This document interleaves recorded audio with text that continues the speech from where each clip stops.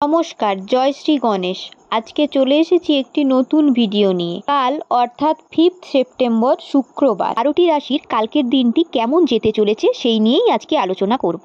যদি ভিডিওটি ভালো লাগে একটা লাইক করে দেবেন আর কমেন্ট করে দেবেন প্লিজ, আর চ্যানেলটিকে একটা সাবস্ক্রাইব করে দেবেন। তো চলুন শুরু করা যাক। প্রথমেই আসি মেষ রাশি নিয়ে।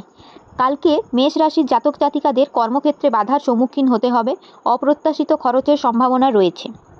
তারপর আসি বৃষ রাশিতে। গুপ্ত শত্রুর দ্বারা ক্ষতির সম্ভাবনা রয়েছে, লটারি বা ফাটকা লাভের সম্ভাবনা রয়েছে।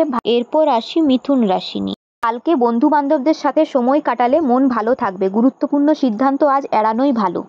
এরপর কর্কট রাশি। প্রেমে ভুল বোঝাবুঝি রয়েছে, ব্যবসায় লাভের সম্ভাবনা প্রচুর। এরপর আসি সিংহ রাশি নিয়ে। গুপ্ত রোগ থেকে সাবধান, কর্মক্ষেত্রে ভালো যোগ রয়েছে। এরপর অষ্টম রাশি কন্যা রাশি।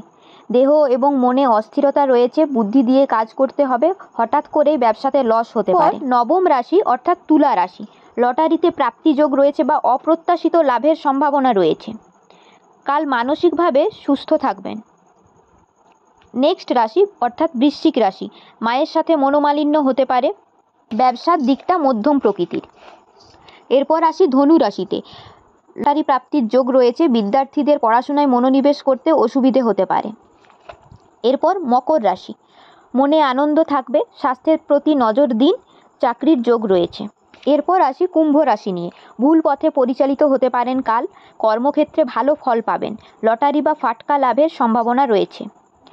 এরপর সর্বশেষ রাশি অর্থাৎ মীন রাশি। বাড়ি গাড়ি কেনার জন্য কালকের দিনটি খুবই ভালো, স্বামী স্ত্রীর মধ্যে ভুল বোঝাবুঝি হতে পারে।